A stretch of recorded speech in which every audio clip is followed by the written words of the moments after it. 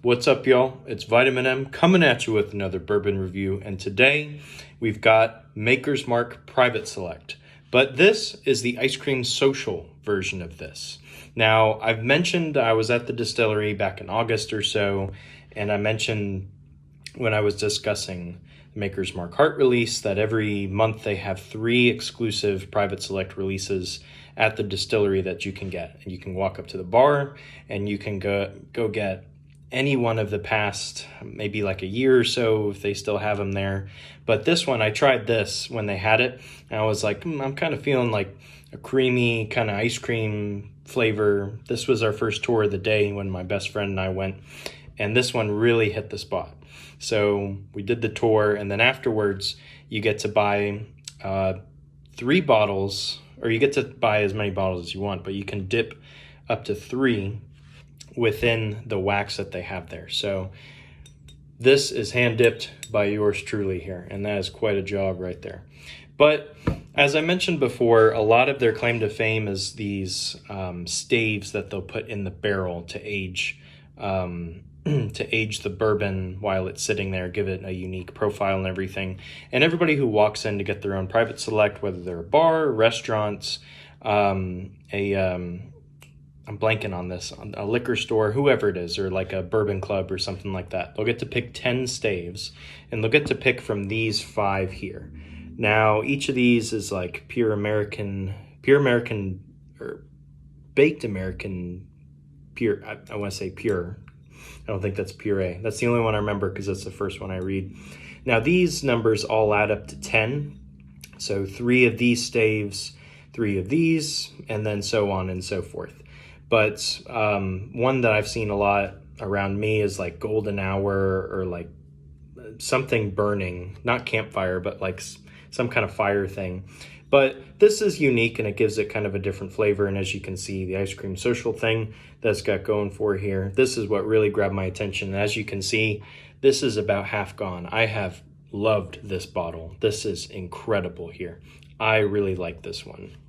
But really nice bottle. So I've talked enough about Makers before in the previous episode, but that's basically what they do. And then they'll have it sit there for the staves, sit in the barrel for as long as you want. They might double finish it with 10 more staves or extra staves. New staves, they might replace the old ones. I don't remember exactly some of the different options they said. I'm sure they'll do whatever you want anyways, but this is a phenomenal bottle here. So I really like this one. I've already poured it. So wanted to have a quick video here, give you all my thoughts, and give a review of this guy. So very nice here. I don't know what they have at the distillery now, but I remember I went and my best friend said there's a milk chocolate truffle one that's really good that I wasn't able to find anywhere. Distillery only, it sounds like. So I got to try that. That one was okay. It wasn't as good as he said it was. But if you're ever in, where are they? They're like in, it says on the back of the bottle here somewhere, Loretto, outside of Bardstown. I know it's not Bardstown proper, but if you ever buy Loretto, you got to check out Maker's Mark. So definitely a great bottle, cool stuff there. But we'll go ahead with the taste here. We'll start off with the color, and it's a nice reddish looking color here, as you can see. Definitely a copper color going on, so that's pretty nice. Very nice. Hold up in the light. Have it dance around a bit. Looking pretty good. All right, so we'll take a whiff on the nose. Ooh, it's almost like a nutmeg kind of note to it.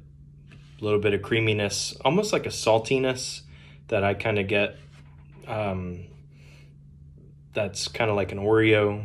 Well, like an Oreo taste with it as well, but like there's like a little bit of saltiness in an Oreo that you kind of pick up there as well, like a cookies and cream kind of smell. This is what this bottle really reminds me of.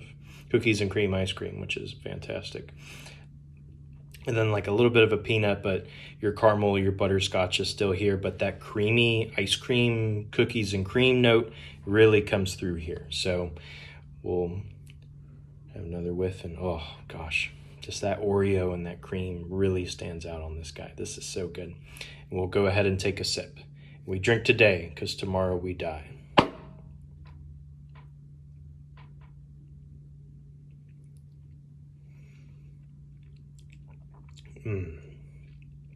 Just so good consistency. Wow. Very smooth all the way through. I don't even remember the proof on this. It's like 107. 108.7. Okay. It drinks a little hotter. It's got enough flavor where usually I prefer more proof to kind of round everything out. But I think there's enough flavor, enough burn as it goes down where it doesn't need to have more proof than it. It has enough of a boldness with it. That creamy kind of cookies and cream note is still really here on the middle of your tongue and kind of on the back of it as well. But it's really that butterscotch, that caramel that's throughout here, a little bit of that nuttiness, some baking spices with this as well. But the creaminess, ice cream, obviously, and cookies and cream note that I pick up, or, some days I'll get a stronger vanilla ice cream kind of taste, really carries this one all together. And you get a little bit of that like Ben Holiday kind of soft red wheat I reviewed previously, kind of that licorice thing. It's from the yeast strain that they use not the yeast strain, they use a little bit of soft red wheat in this as well. So you get a tiny touch of licorice or like sweet, kind of, not really sweet kind of breads, kind of that Twizzler taste rather than, the sweet breads like we talked about in that episode. But this is fantastic.